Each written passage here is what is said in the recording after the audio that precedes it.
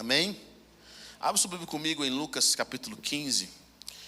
Enquanto você abre, amanhã nós temos a nossa escola do sobrenatural, módulo 2. Você que fez o módulo 1, quero encorajar você a fazer a escola do sobrenatural, o módulo 2. Sabe, a escola do sobrenatural tem sido realmente revolucionária na vida de tantos cristãos. Tantas pessoas falam, eu não sabia que era possível viver isso em Deus. Eu não sabia que era possível experimentar esse algo que Deus tem para nós. E eles descobrem que sim, já foi pago na cruz do Calvário, que nós recebemos o Espírito de Deus em nós. Isso é poderoso. O Espírito do Senhor, sabe, querido? Nós somos mais que vencedores em Cristo Jesus. Aquilo que Deus colocou em nós, o seu Espírito e a fé que nós temos, ela vence o mundo. Glória a Deus. Quantos acharam Lucas capítulo 15, diga amém. Lucas 15, versículo 11, nós vamos contar a história do filho perdido. Uma das histórias mais conhecidas da Bíblia. Diz o seguinte, Jesus continuou. Um homem tinha 2 filhos. O mais novo disse ao seu pai, pai, quero a minha parte na herança. Assim ele repartiu sua propriedade entre eles. Não muito tempo depois, o filho mais novo reuniu tudo o que tinha e foi para uma região distante. E lá desperdiçou seus bens vivendo irresponsavelmente. Depois de ter gasto tudo, houve uma grande fome em toda aquela região e ele começou a passar necessidade. Por isso foi empregar-se com um dos cidadãos daquela região, que o mandou para seu campo a fim de cuidar de porcos. Ele desejava encher o estômago com as vagens de alfarrobeira que os porcos comiam, mas ninguém lhe dava nada. Caindo em si, ele disse, quantos empregados de meu pai têm comida de sobra e eu aqui morrendo de fome? Eu me porei a caminho e voltarei para o meu pai e lhe direi, pai, pequei contra o céu e contra ti. Não sou mais digno de ser chamado teu filho, trata-me como um dos teus empregados. A seguir levantou-se e foi para o seu pai. Estando ainda longe, seu pai o viu e cheio de compaixão correu para o seu filho e o abraçou e o beijou. O filho lhe disse, pai, pequei contra o céu e contra ti, não sou mais digno de ser chamado teu filho. Mas o pai disse aos seus servos, depressa, tragam a melhor roupa e vistam nele, coloquem um anel em seu dedo e calçados em seus pés, tragam um novilho gordo e matem-no, vamos fazer uma festa e alegrar-nos. Pois este meu filho estava morto e voltou à vida, estava perdido e foi achado, e começaram a festejar o seu regresso. Amém? Vamos orar. Pai, nós te agradecemos nessa noite pelo teu amor infinito, pela tua palavra que em nós opera. Senhor, obrigado pela tua graça. Obrigado, Senhor, pelo teu amor. Obrigado porque o Senhor nunca desistiu de nós. Obrigado por aquilo que o Senhor quer trazer sobre nós nessa hora, Pai. Eu oro para que teu espírito de revelação, espírito de sabedoria, fale aos nossos corações nessa noite. Eu oro para que nós possamos nos mover com o Senhor, ó Deus. Que aquilo que as palavras não podem dizer, que teu espírito ministre sobre as nossas vidas, Pai. Nós queremos repreender todo espírito de mudo e surdo e liberar sobre nós o teu reino, o reino de poder, o reino de alegria, o reino que nos transforma. Pai, eu oro para que nós possamos vivenciar a realidade dos céus, para que nós possamos ver como o Senhor vê e ouvir como o Senhor ouve. Nós queremos viver a tua realidade, Senhor, nessa hora. Eu oro para que teu Espírito se mova, que os anjos do Senhor cerquem esse ambiente. Deus, que nós estejamos prontos para esses 40 dias de encontros com a tua presença. Senhor, assim como Moisés teve 40 dias de encontro com a tua presença, eu oro para que os teus filhos tenham encontros ainda mais profundos com o Senhor, para que a vida deles sejam completamente transformadas ao final desses 40 dias. Obrigado, Senhor, pelo teu amor. Obrigado pela tua presença, em nome de Jesus. Amém. Amém. Essa passagem é uma passagem muito interessante. Eu amo como a Bíblia, principalmente o Novo Testamento, revela o Pai Celestial. Como o Senhor tem se revelado, sabe? Deus está sempre se revelando. Deus fala para Moisés algo poderoso. Ele diz para Moisés, olha, pelo meu nome, Yod-Heh-Vav-Heh, eu não me revelei aos seus antepassados. Ou seja, o que Moisés conheceu, a forma, a liberdade, a profundidade que Moisés conhece o Senhor, não foi a mesma liberdade que Abraão, Isaac e Jacó conheceram. Deus não se revelou pelo seu nome, eles conheceram mesmo Deus, mas Deus foi se revelando em camadas. Deus ele foi se revelando de uma forma muito poderosa. E no Novo Testamento nós vemos o Senhor se revelando o coração dele como Pai. Eu amo o livro de João, porque o livro de João nos mostra a intimidade, o por trás dos milagres de Jesus. Mostra o que havia no coração do Pai Celestial. Jesus faz algumas orações públicas para revelar como era o seu relacionamento com o Pai. Eu amo ver isso, como Jesus, tudo que ele fazia para agradar o Pai. Ele vinha fruto de um relacionamento. Como ele queria agradar o Pai em todos os aspectos, em cada momento. E ele tinha essa confiança de buscar ao Pai, de pedir ao Pai. Sabe, ele faz orações como: Pai, eu sei que o Senhor sempre me ouve. Sabe, obrigado, Pai, eu sei que o Senhor me ouve. E eu estou fazendo oração para que eles creiam, para que eles saibam que eu tenho esse relacionamento com o Senhor. Sabe, Jesus está nos mostrando um modelo para nós. E aqui nessa parábola do filho perdido, ele revela algo poderoso. Sabe, às vezes nós pensamos tantas coisas. Esse filho perdido somos nós nos perdemos. Quando nós nos perdemos no jardim do Éden. Nós nos perdemos lá, nós não sabíamos que nós perdemos a nossa identidade, nós não sabemos mais quem nós somos, nós não sabemos por que nós estamos aqui, nós não sabemos de quem nós viemos, sabe, vira e mexe, nós nos perdemos, e nós buscamos criar os nossos próprios deuses, ou as nossas próprias teorias, para suprir essa falta que é na nossa mente e no nosso coração. Jesus nos mostra isso, mas o que eu acho mais interessante aqui é a revelação do Pai. Sabe, a Bíblia nos diz que esse homem tinha 2 filhos, o mais novo disse ao seu pai: Pai, quero a minha parte na herança. Assim ele repartiu a propriedade entre eles. Olha que interessante, esse filho mais novo, ele não queria o pai, ele queria as bênçãos do pai. Você conhece alguém assim? Conhece alguém que quer as bênçãos do pai? Ele está dizendo para o pai, em outras palavras: Pai, eu não quero nem esperar você morrer, eu quero o meu dinheiro, eu quero o que é meu. Sabe, querido, se fosse eu pedindo ao meu pai a minha parte da herança antes dele falecer, meu pai ia me dar uma herança tão bem dada, uma herança tão profunda, uma herança tão grandiosa, que a palavra herança lá em casa, na minha vida, ia ser tão traumática, que eu ia passar anos de terapia para falar a palavra herança. Ia ser uma herança tão bem profunda que, sabe, que eu ia ficar assim: meu Deus, não quero ouvir dessa herança, ia ter traumas de herança. Mas olha que interessante, esse pai aqui, ele dá a herança. Ele dá a herança para um filho irresponsável. Ele dá a herança para um filho que não ama. Ele dá a herança para um filho que diz o seguinte: não vou nem esperar você morrer. Uau! Bom, o problema aqui é que esse pai é Deus. Esse pai é o próprio Deus, dando ao seu filho irresponsável uma herança. Bom, esse filho não tinha direito de gastar aquela herança. O pai podia ter gastado tudo. Ele podia ter falado: olha, especificamente para você, eu vou deixar nada, só porque você fez esse pedido irresponsável e desrespeitoso. O pai poderia ter feito isso, mas ele não faz. O pai simplesmente repartiu a herança, repartiu a propriedade entre eles, sabendo que o seu filho que não trabalhou para aquilo, sabendo que o seu filho que não merecia aquilo, iria receber aquela herança, iria gastar em pouco tempo tudo aquilo que aquele pai tinha conquistado. Uau! Será que a gente consegue entender o coração de Deus? Você não acha isso um absurdo? Eu acho isso um escândalo. Eu acho isso absurdo. Mas o que está revelando o coração do nosso Pai Celestial aqui? Sabe, revela algo com relação a Deus que nós precisamos entender. Deus nos ama. E Deus ama proporcionar a nós liberdade.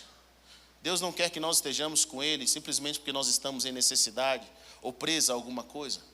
Deus quer que nós estejamos com Ele tendo a escolha de poder estar. Deus sempre, presta atenção nisso, sempre vai nos dar a oportunidade de deixá-lo.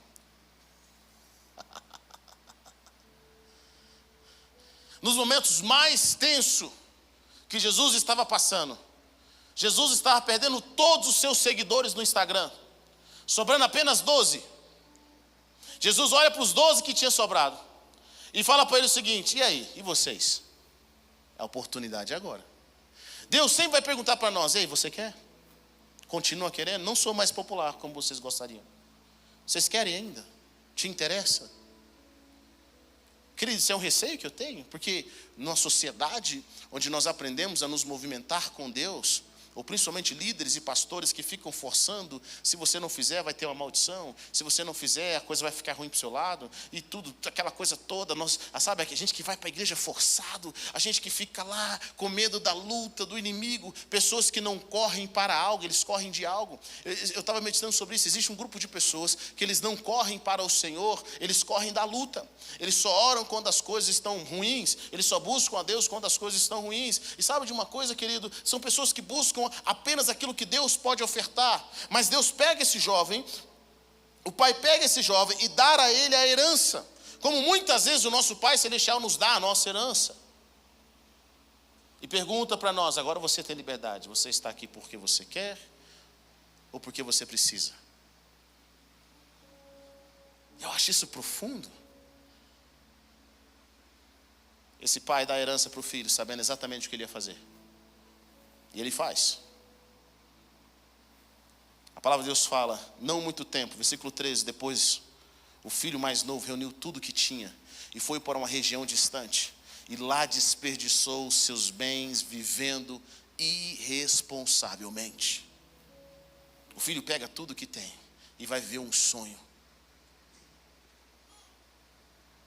Vai ser quem ele gostaria de ser. Sabe, todas as pessoas que querem desviar de um caminho da justiça, eles se afastam de homens e mulheres de Deus. Eles se afastam de pessoas que estão fazendo bem. Quando um pecador quer viver uma vida de pecado, ele já evita a comunhão com os irmãos.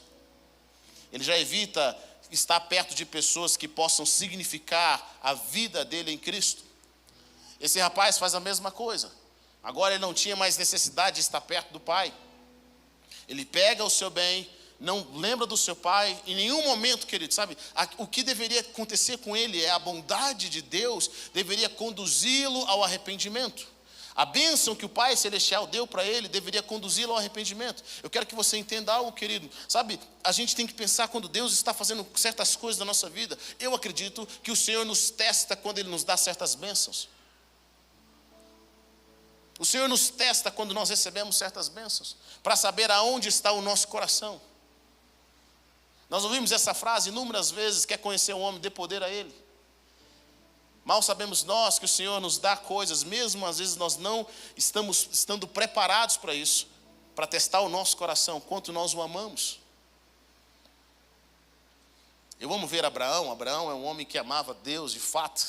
O grande sonho da vida de Abraão era ter um filho.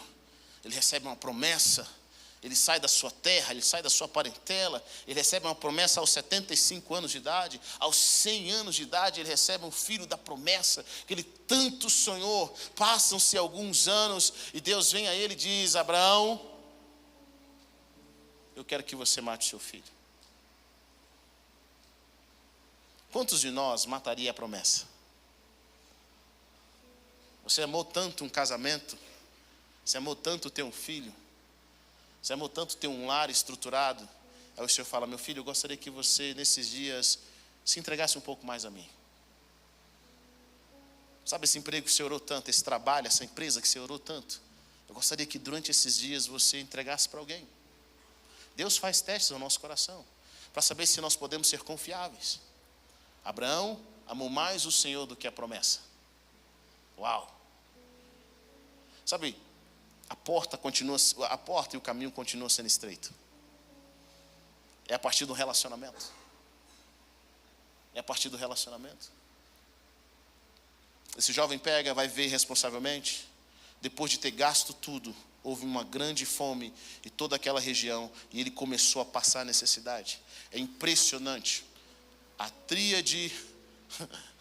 tríade da derrota: o orgulho, o ir para longe daqueles que representam Deus e justiça e paz da sua vida, viver irresponsavelmente, e agora você simplesmente não tem mais nada. A fome sempre vai bater. Aquele jovem jamais prosperaria. Sabe por que ele jamais prosperaria? Porque não existe vida próspera longe de Deus. Não existe vida próspera longe do seu propósito. Não existe. Ainda que aquele homem tivesse investido, Ele estava debaixo de maldição, ainda que ele não fosse irresponsável, ele estava debaixo de maldição. Quando nós estamos debaixo de maldição, quando nós estamos desconectados do Senhor, meu irmão, você pode morar onde tem uma mina de ouro, todos tocam e recebem a bênção daquele ouro, mas quando você toca no ouro, aquele ouro vira pedra. Pessoas que estão desconectadas com o Senhor, tudo que elas tocam é amaldiçoado. Tudo que elas colocam a mão não vivem em prosperidade, elas estão desconectadas. Não há vida longe do Senhor, não há prosperidade longe do Senhor. Nós podemos escolher ir para longe dele, é uma oportunidade que nós temos, mas a longo prazo, as bênçãos que nós carregamos se tornam maldição. A vida que nós vivemos não tem paz. Esse jovem jamais iria prosperar, porque ele estava fora do relacionamento do seu pai. Ele estava perdido, não do lado de fora, mas ele estava perdido internamente. Quantas pessoas estão perdidas internamente? Eles não estão perdidos, geograficamente, mas eles estão perdidos na vida, eles estão perdidos no propósito, no destino, eles não sabem para onde vão. Sabe por quê? Porque eles estão desconectados do relacionamento. Desde o dia em que nós escolhemos sair do Jardim do Éden, ou na realidade não escolhemos sair do Jardim do Éden, nós escolhemos comer da árvore do conhecimento do bem e do mal. Nós escolhemos viver uma vida de conhecimento sem Deus. Desde aquele dia nós só nos perdemos de tudo. E a palavra nos fala que esse homem começa a passar necessidade. E ele foi se empregar-se com um dos cidadãos daquela região, que o mandou para o seu campo, a fim de cuidar dos porcos. Para um judeu, cuidar de porco é uma coisa abominável. Era uma realidade que não deveria existir. Aquele jovem foi realmente para o fundo do poço. Ele descobriu que no fundo do poço tinha um porão. Ele vai para aquele fundo do poço. E lá, não só isso, a Bíblia nos fala que ele desejava encher o estômago com as vagens que os porcos comiam. Uau! De um filho de um homem rico para desejar comer as vagens que os porcos comiam. Assim é a vida das pessoas que se afastam do Senhor. Assim é a vida daqueles que vivem sem propósito. Tudo que Deus nos dá, nós vamos perdendo. Querido, eu sempre ouço isso e eu acho isso poderoso. Ter a bênção, viver uma prosperidade momentânea é fácil. É mais difícil administrá-la. É não perder o seu coração no caminho. É manter a sua postura até o final. Aquele homem desejava viver com as vagens, comer as vagens. E a Bíblia diz, mas ninguém lhe dava nada. Quando nós estamos afastados do Senhor, as portas se fecham para nós de tal forma. Nada nos satisfaz.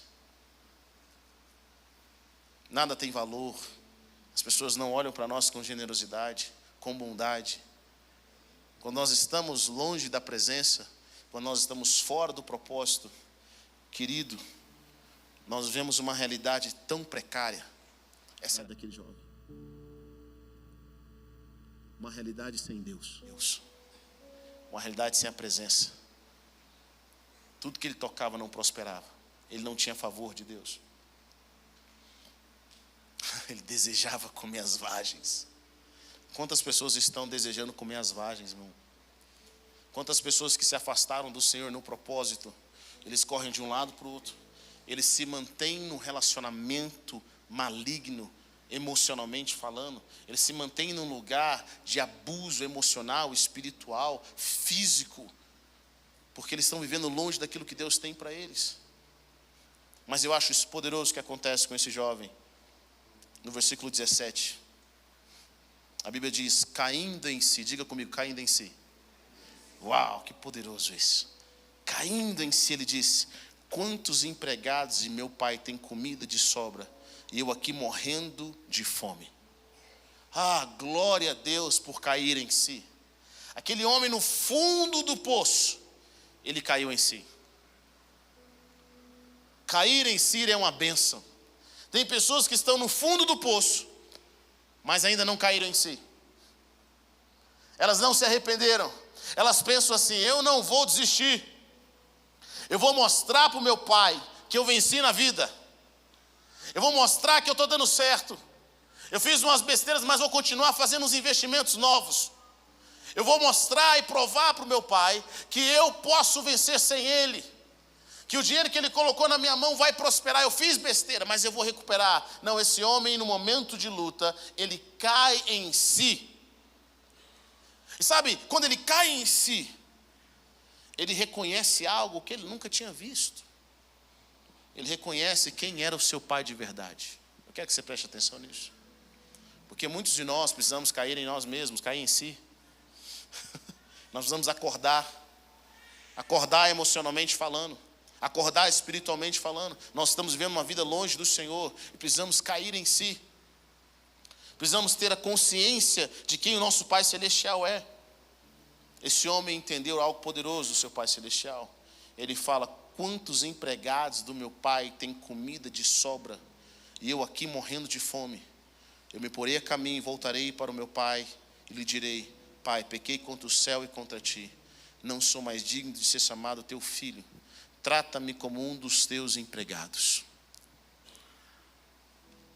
O filho reconhece que o pai era um pai amoroso, inclusive com os seus empregados. O filho diz: eu não preciso nem ser mais filho. Por aquilo que eu estou vivendo, só de ser empregado do meu pai, está ótimo.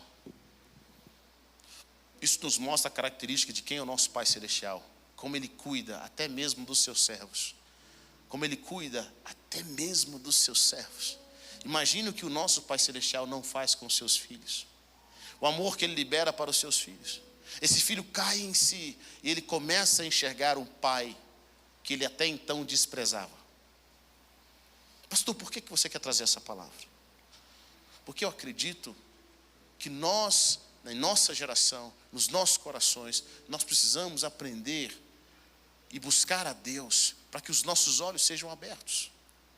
Às vezes nós estamos vivendo, eu creio que muitos de nós, todos nós, de alguma forma, estamos vivendo milagres, ou já vivemos milagres extraordinários de Deus. Quantos aqui já viveram milagres extraordinários de Deus? Levante sua mão. Você que já viu, cara, eu já vi. Não, e às vezes, quantos aqui já viveram pequenos milagres, micro milagres, que você fala assim: cara, foi Deus, esse encontro aqui foi o Senhor, esse momento aqui foi o Senhor. Quantas vezes você achou que não ia ter um amanhã e Deus se sustentou naquele amanhã?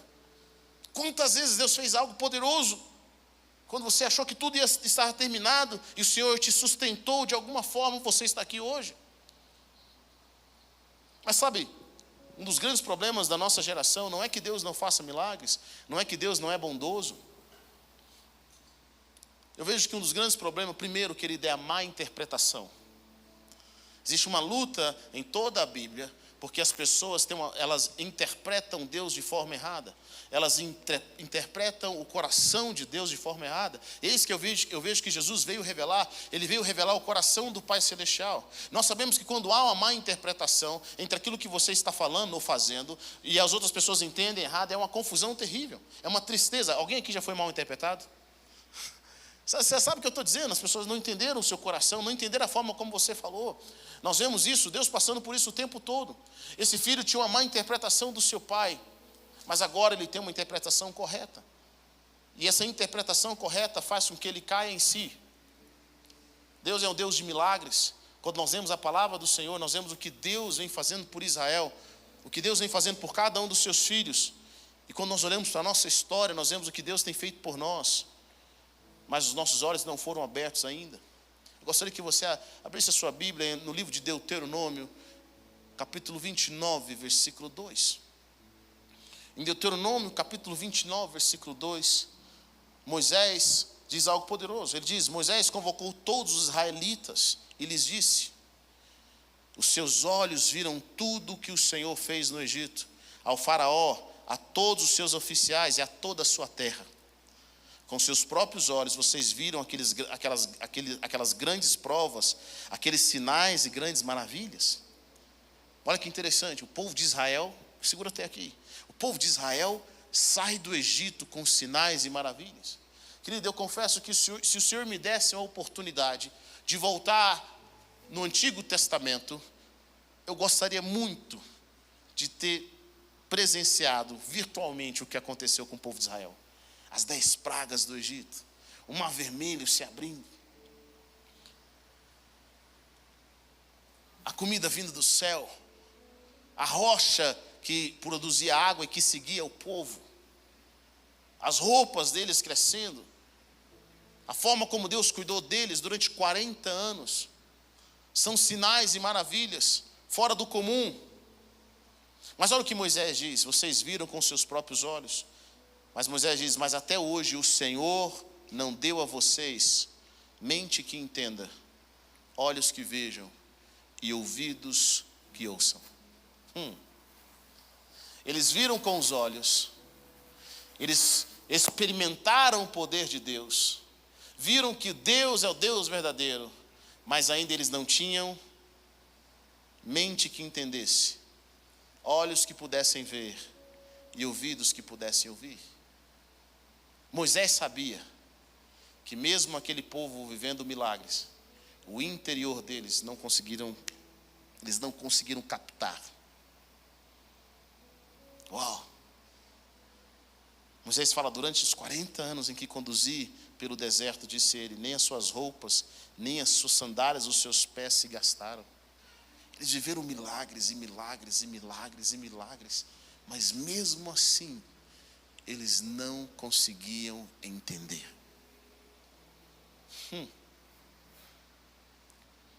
O nosso problema, querido, não é o que Deus tem feito por nós, não são os milagres nem sinais que nós temos experimentado, mas é a capacidade espiritual de vivenciar e de entender o que Deus está fazendo.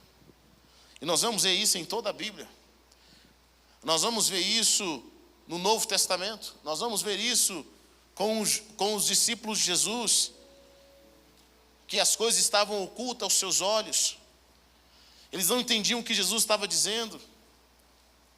O apóstolo Paulo, para a igreja de Efésios, conhecendo isso, ele faz uma oração em Efésios capítulo 1, versículo 15.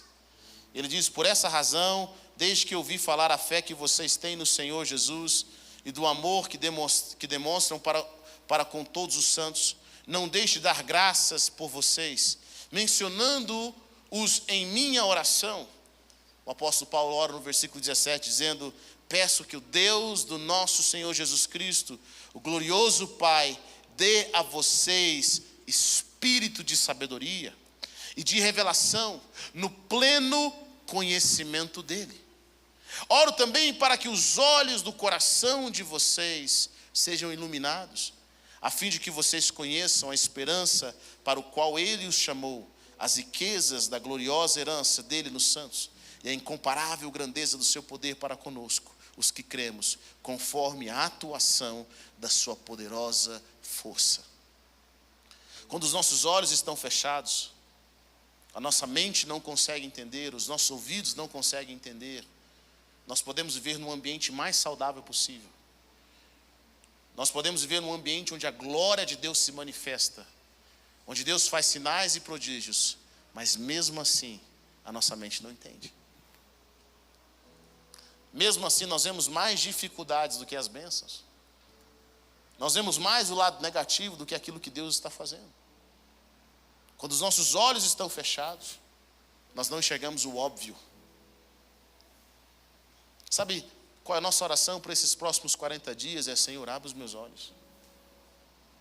Abre os meus olhos. Abre a minha mente. Me ajuda a entender. Me dê um espírito de sabedoria e de revelação. O apóstolo Paulo está dizendo: sabe qual é a minha oração para vocês? A minha oração não é para Deus restaurar o casamento de vocês.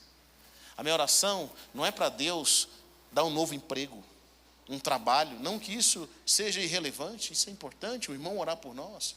Mas Paulo está dizendo: a minha oração é para que vocês enxerguem quem Jesus verdadeiramente é.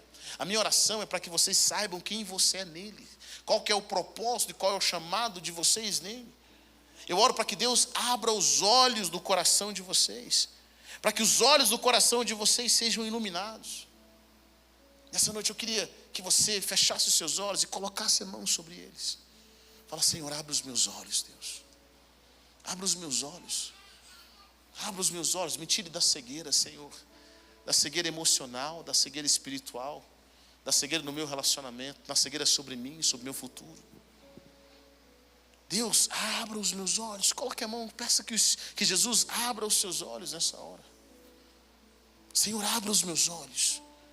Me ensina a enxergar com a tua forma de ver as coisas. A forma como o Senhor vê as coisas. Me ensina a ver na pureza.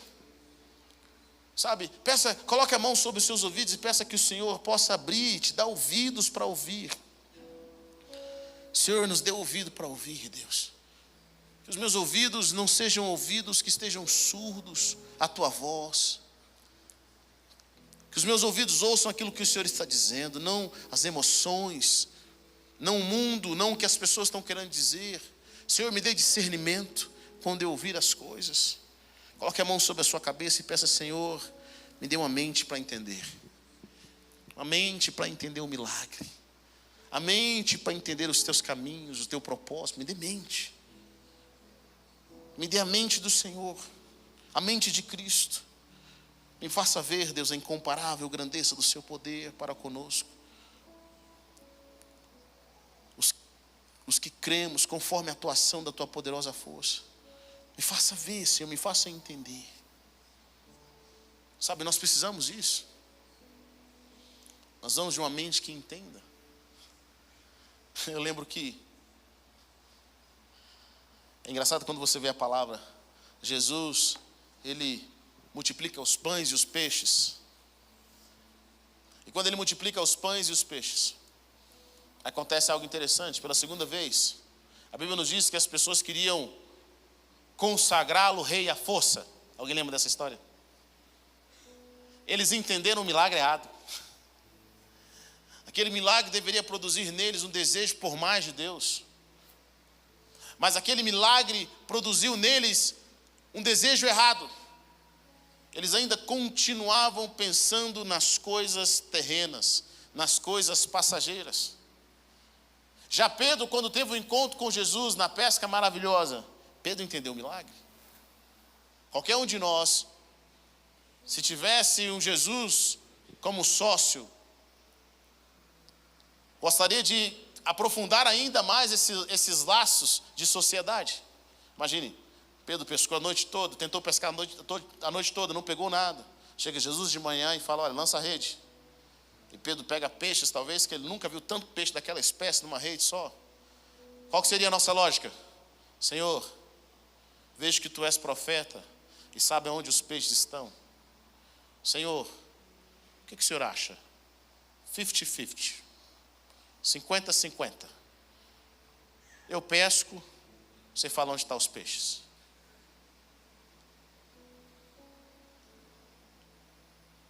Pedro teria uma mentalidade milionária. Seria um homem que viu uma oportunidade. É isso que Pedro faz. Pedro entende o milagre. Ele chega para Jesus e fala, Senhor, afasta de mim porque eu sou um homem pecador.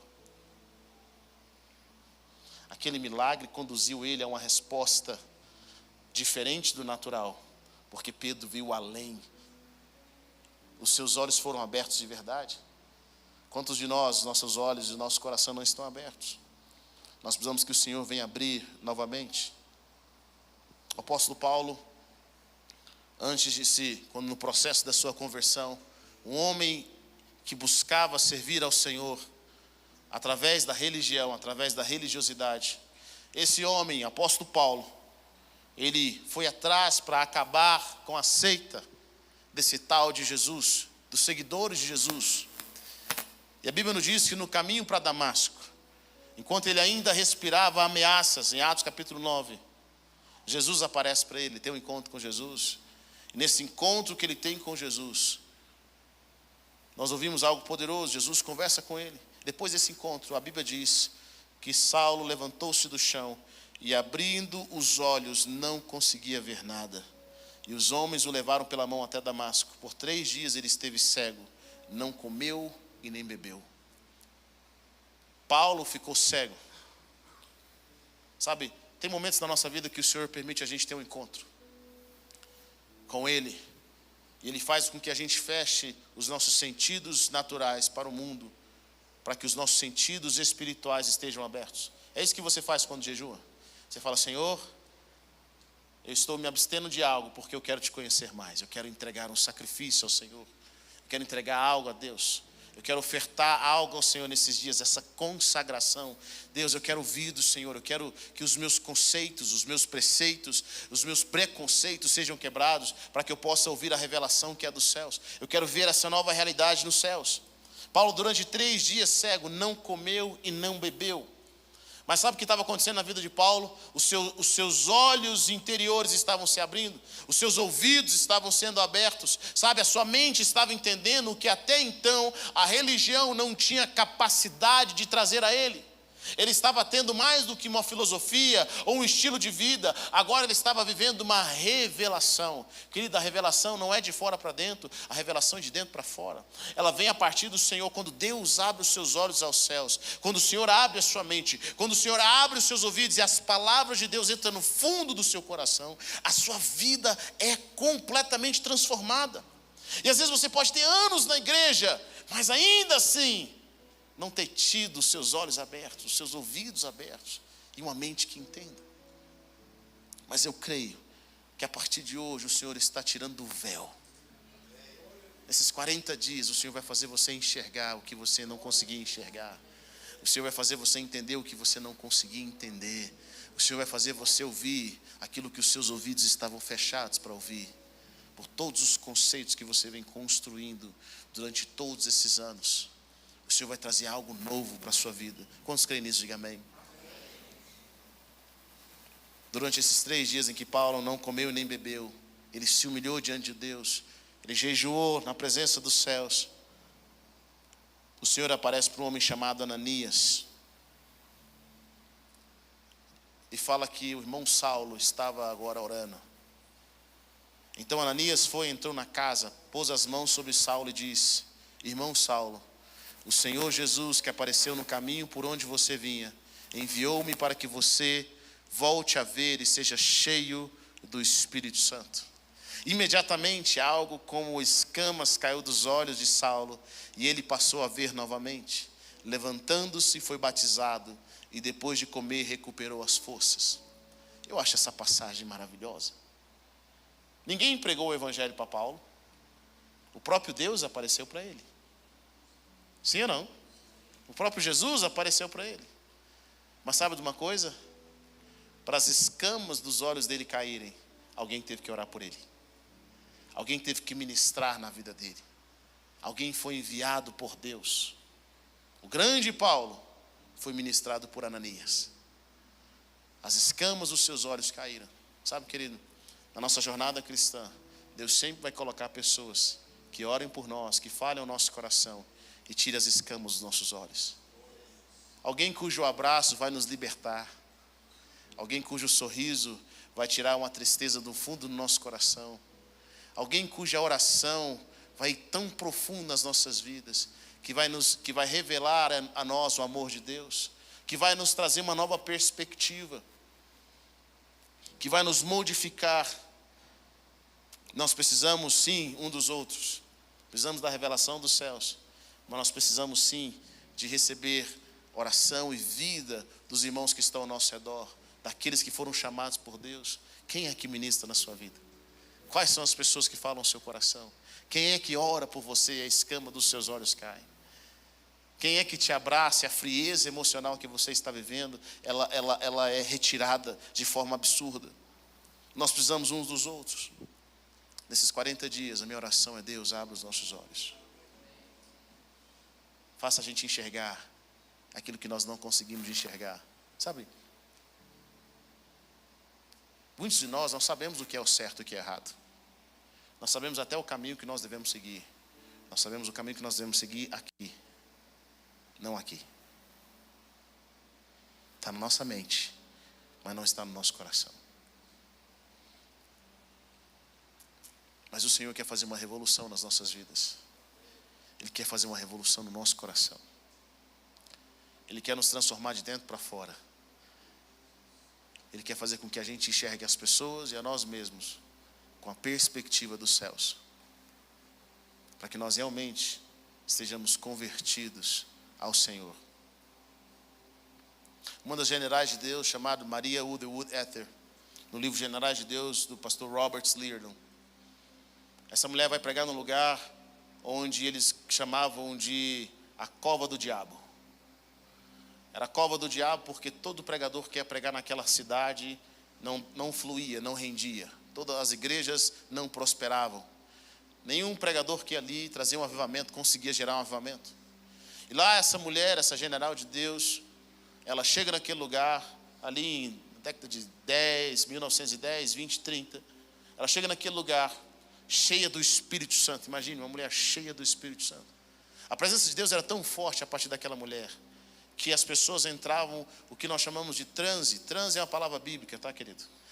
Transe foi a experiência que Pedro tem. Transe é quando Deus te toma de uma tal forma que os seus sentidos físicos desaparecem e os seus sentidos espirituais se abrem.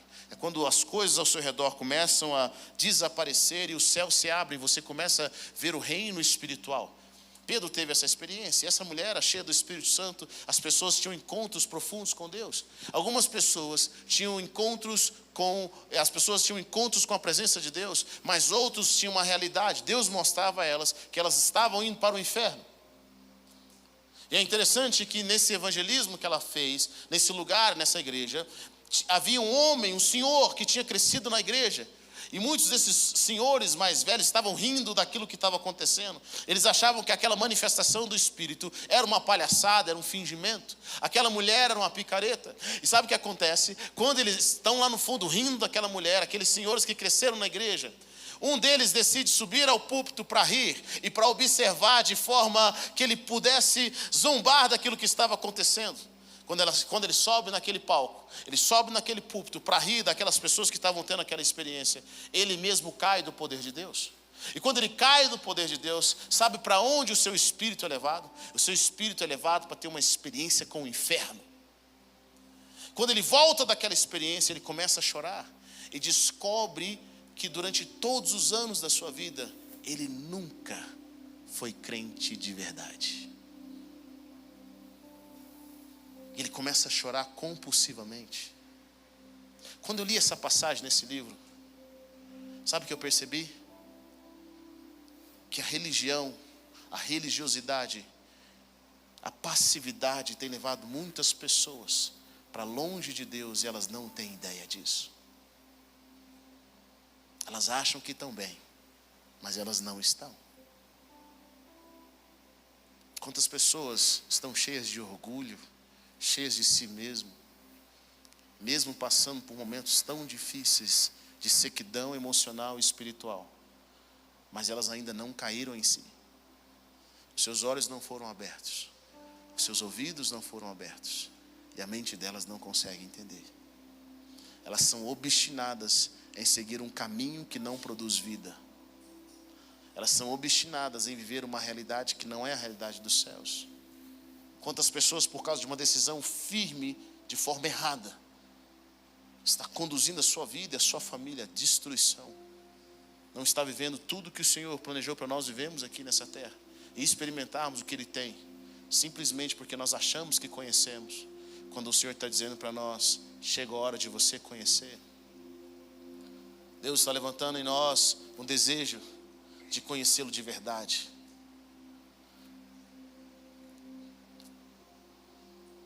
Sabe, está chegando um momento em que o Senhor está dizendo para nós vamos ter a experiência, não a experiência negativa de Jó. Mas Jó era um homem justo e ele achava que conhecia muito a Deus. Até o momento em que ele fala: eu te conhecia só de ouvir falar. Está acabando o tempo de nós conhecermos a Deus só de ouvir falar, meu irmão. Está na hora dos nossos olhos verem o Senhor da glória. Está na hora dos nossos ouvidos ouvir a sua voz. Está na hora da nossa mente estar aberta para Ele e vivemos uma nova realidade, nos movemos da religiosidade e entramos no reino de Deus.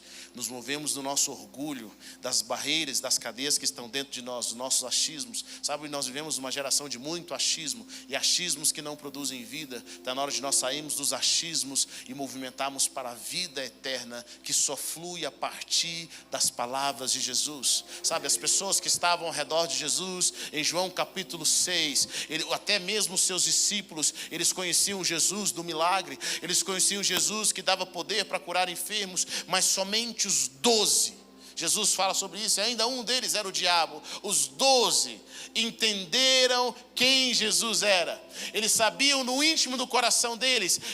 Pedro diz algo profundo para Jesus. Ele diz: Senhor, para onde nós vamos? Só o Senhor tem as palavras de vida eterna.